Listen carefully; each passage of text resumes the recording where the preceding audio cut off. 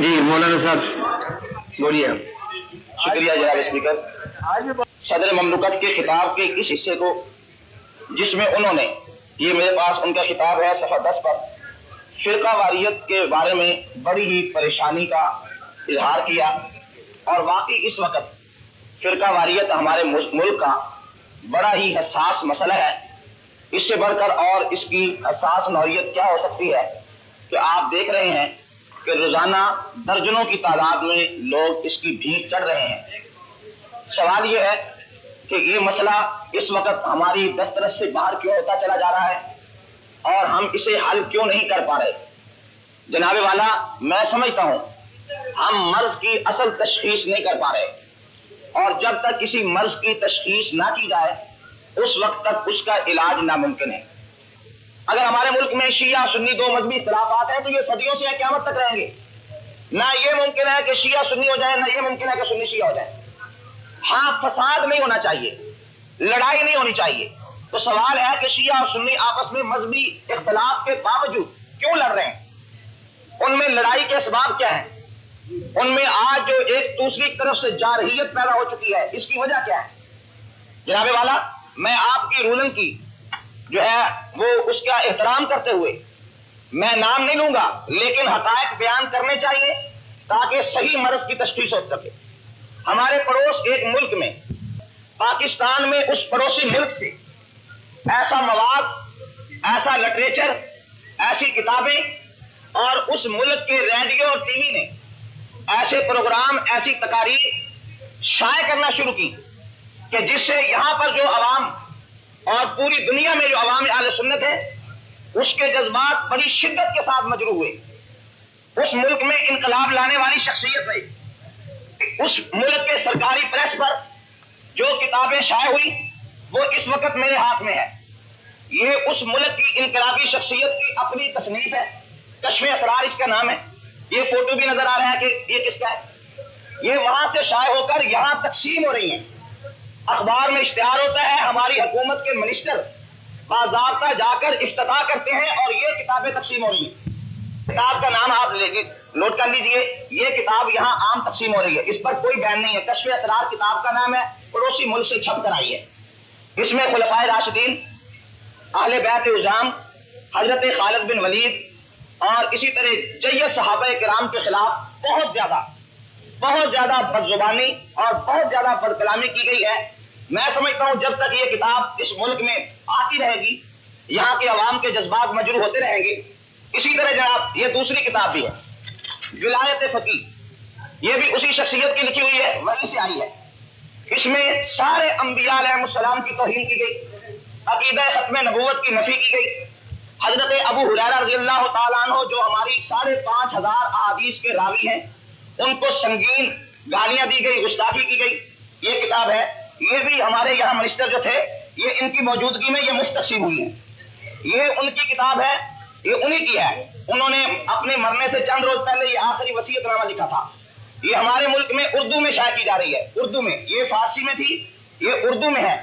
جن کتابوں میں سارے صحابہ کرام سے زیادہ سارے صحابہ کرام کی توہین کی گئی اور ان کے بارے میں کہا گیا کہ آج کی جو ہماری قوم ہے یہ ان سے بہت زیادہ بہتر ہے.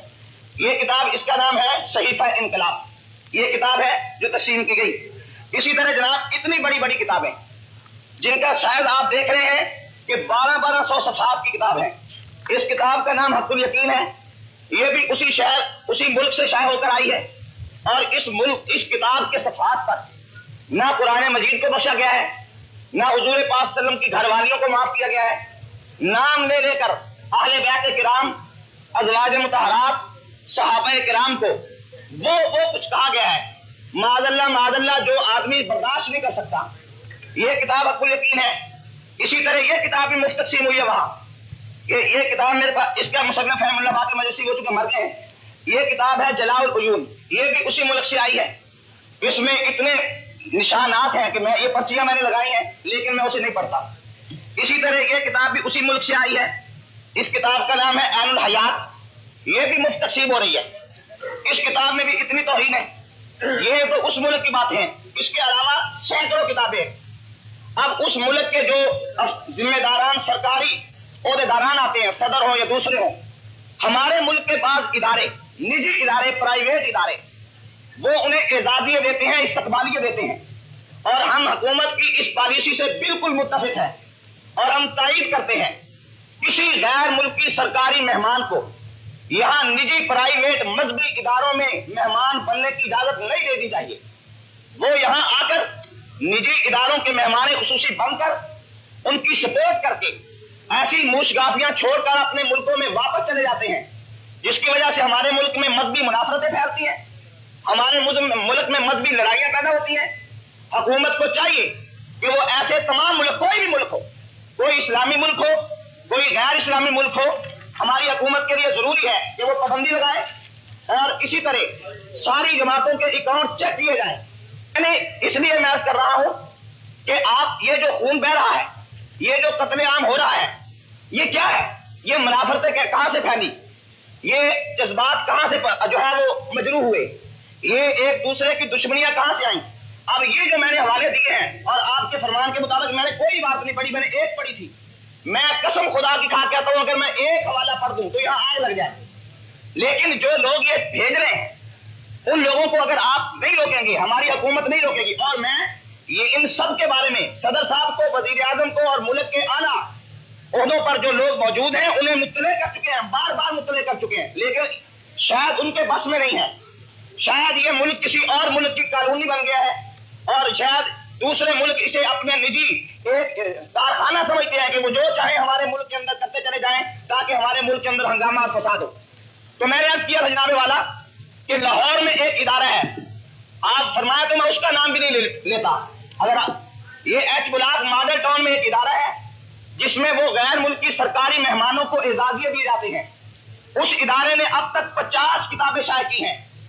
یہ ایک کتاب اس ادارے کی میرے پاس ہے، سہم مسموم کے نام سے یہ کتاب ہے۔ شاہ صاحب توجہ فرمائے ذرا، یہ کتاب ہے اور یہ کتاب قریباً 422 صفحات کی ہے۔ یہ ابھی میں دکھا رہا تھا، اس کتاب کے 428 صفحے پر حضرت عمر رضی اللہ تعالیٰ عنہ کے بارے میں وائٹ پیپر شائع کیے گئے، 100 نمبر لگائے گئے ہیں، 100 نمبر لگا کر 100 گالیاں حضرت فاروق اعظم کو دی گئی ہیں۔ یہ کتاب ہے، صفحہ 428 سہم مسموم۔ یہ اس ادارے نے شائع کی ہے جس ادارے میں یہ غیر ملکی سرکاری مہمان آتے ہیں۔ 100 گالیاں اس کتاب میں نمبر لگا کر 1 2 3 اس طرح 100 گالیاں دی گئی۔ یہ بھی اسی ادارے نے شائع کی ہے، حقیقت فقہ حنفیہ۔ اس میں حضور پاک صلی اللہ علیہ وسلم کے خاندان کو، آپ کی ازواج مطہرات کو وہ ننگی ننگی گالیاں دی گئی ہیں کہ جس کا کوئی تصور بھی نہیں کر سکتا، کسی عام انسان کے بارے میں بھی ایسی زبان درازی نہیں کی جا سکتی۔ اسی طرح جناب والا کراچی میں ایک کتاب ہے، اس کا ٹائٹل جو ہے وہ اتنا بھیانک ہے کہ ٹائٹل کے اوپر حضرت ابوبکر صدیق کا نام لکھ کر معاذ اللہ نیچے ایک بہت برے جانور کی تشبیہ دی گئی ہے۔ وہ کراچی سے مسلسل کتابیں شائع کر رہا ہے، اس کتاب کا نام شائع شکیفہ ہے۔ اسی طرح اور کتابیں ہیں، یہ بھی اسی طرح لاہور سے شائع ہوئی ہے اسی ادارے سے۔ اس میں بھی اتنی غلیظ گالیاں دی گئی ہیں۔ اس وقت تک جو کتابیں ہمارے پاس ہیں، جو کتابیں مارکیٹ میں آ چکی ہیں، ان کی تعداد 500 سے زیادہ ہے۔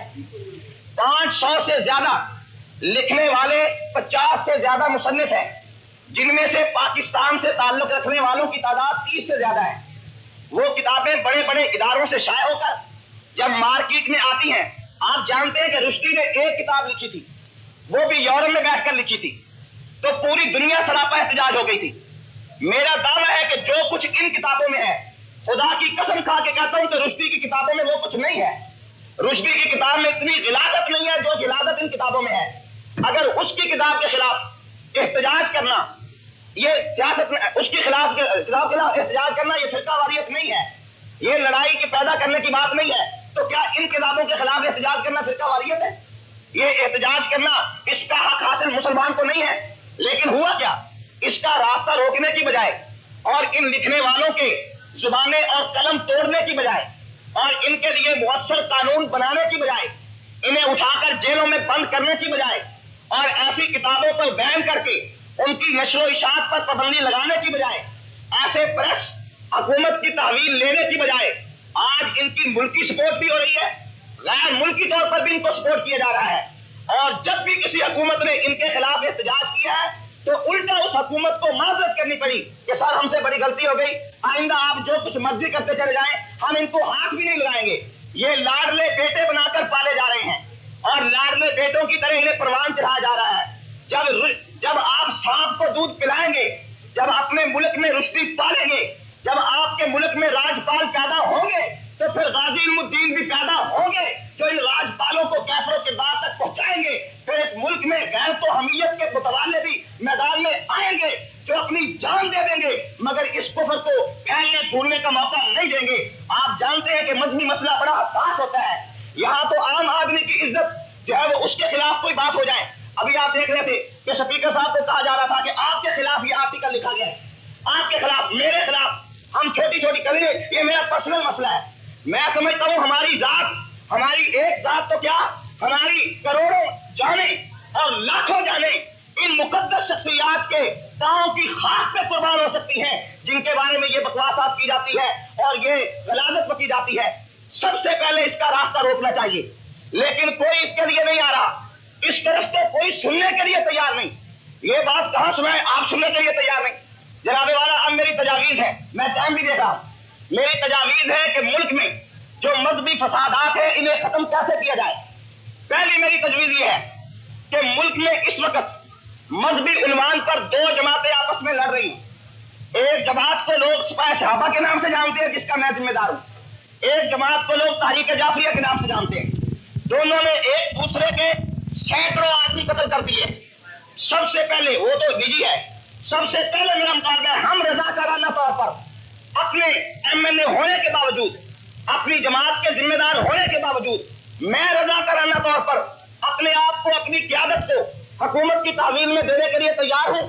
وہ ہمیں پکڑے، ہمیں اپنی تحویل میں لے کر ہماری تحقیقات کرے، ہمارے بینک اکاؤنٹ چیک کرے، ہماری جماعت کی آمدن چیک کرے اور جو الزامات ہمارے اوپر ہمارے فریق مخالف نے لگائے ہیں ہم سب الزامات کے بارے میں اپنی تحقیقات کرانے کے لیے تیار ہیں۔ لیکن حکومت اسی طرح دوسرے طبقے کے ذمہ داروں کو بھی گرفتار کرے، وہ اگر وہ بھی رضاکارانہ طور پر گرفتاری دے دے تو وہ بھی جو الزامات ہمارے ہیں، ہمارے الزامات کارکنوں کے قتل کے ہوں یا ہمارے الزامات غیر ملکی مداخلت کے ہوں یا ہمارے الزامات ان کتابوں کے بارے میں ہوں، آپ ان سے پوچھ گچھ کی جائے تاکہ یہ محسوس ہو سکے کہ قانون سے بالا تر کوئی نہیں ہے۔ پاکستان کی گورنمنٹ کسی کی جو ہے وہ دم چلا نہیں ہے، پاکستان کی گورنمنٹ ایک خود مختار اور مضبوط گورنمنٹ ہے اور پھر اس سے پتہ چل جائے گا۔ لیکن میں آج کہتا ہوں کہ میں تو رضاکارانہ طور پر گرفتاری دینے کے لیے تیار ہوں، آپ ان کی گرفتاری کا سوچ بھی نہیں سکتے، اس لیے جو ان کے پیچھے اتنی بڑی بڑی قوتیں اور ملک ہے کہ آپ اگر ان کی طرف میلی آنکھ سے دیکھیں گے تو فوراً آپ شرمندگی کے ساتھ اپنی آنکھوں کو نیچا کر لیں گے۔ وہ دوسری میری تجویز یہ ہے جناب والا، دونوں طرف سے سینکڑوں قتل کے مقدمات ہیں، قتل کے مقدمات میں 302 میں جو ملزمان نامزد کیے گئے ہیں ان ملزمان کے بارے میں دونوں جماعتوں کو کہا جائے یہ ملزمان کی فہرست ہے، آپ ان ملزمان کو حکومت کی تحویل میں دے۔ جو ملک کا وفادار ہوگا، جو محب وطن جماعت ہوگی، وہ جو حکومت آدمی طلب کرے گی حکومت کے ہاتھ میں دے گی۔ اگر فریق مخالف اس بات کے لیے تیار ہو، میں اسمبلی میں شورٹی دیتا ہوں جو میرا کارکن، میرا عہدیدار حکومت کو کسی مقدمے میں مطلوب ہے، میں رضاکارانہ طور پر اس کو حکومت کے سپرد کرنے کے لیے تیار ہوں۔ جناب والا تیسری میری تجویز یہ ہے کہ اس کے ساتھ ساتھ دونوں جماعتوں کے ذمہ داران کو بٹھا کر یہ بات طے کی جائے کہ بھئی آپ بھی اہل بیت کو مانتے ہیں، ہم بھی اہل بیت کو مانتے ہیں، آپ یہ بتلائیں کہ اگر کوئی آپ کے مذہب کی مقدس شخصیات کی توہین کرے تو اس کی کیا سزا ہونی چاہیے؟ ہم سے پوچھے کہ ہمارے مذہبی مقدس افراد کی کوئی توہین کرے اس کی کیا سزا ہونی چاہیے؟ جن سزاؤں پر ہم اتفاق کر لیں حکومت ان سزاؤں کو یہاں سے قانون کی شکل دلوائے تاکہ کوئی نہ ان کے مقدس افراد کی گستاخی کر سکے نہ ہماری مقدس شخصیات کی گستاخی کر سکے اور یہ گستاخی کا دروازہ مستقل بنیادوں پر جو ہے وہ بند ہو جائے۔ مجھے پتا ہے کہ آپ مجھے کچھ کہنا چاہتے ہیں، میری گھڑی کی طرف نظر ہے جناب والا۔ جناب محترم، میری آپ سے التماس ہے کہ یہ وہ بنیادی چیزیں ہیں، بنیادی نکات ہیں جن پر اتفاق کیے بغیر اس ملک میں مذہبی فسادات کا خاتمہ ممکن نہیں ہے اور یہ فسادات دن بدن بڑھتے چلے جائیں گے اور یہ گھوڑا ناسور کی شکل اختیار کرتا چلا جائے گا۔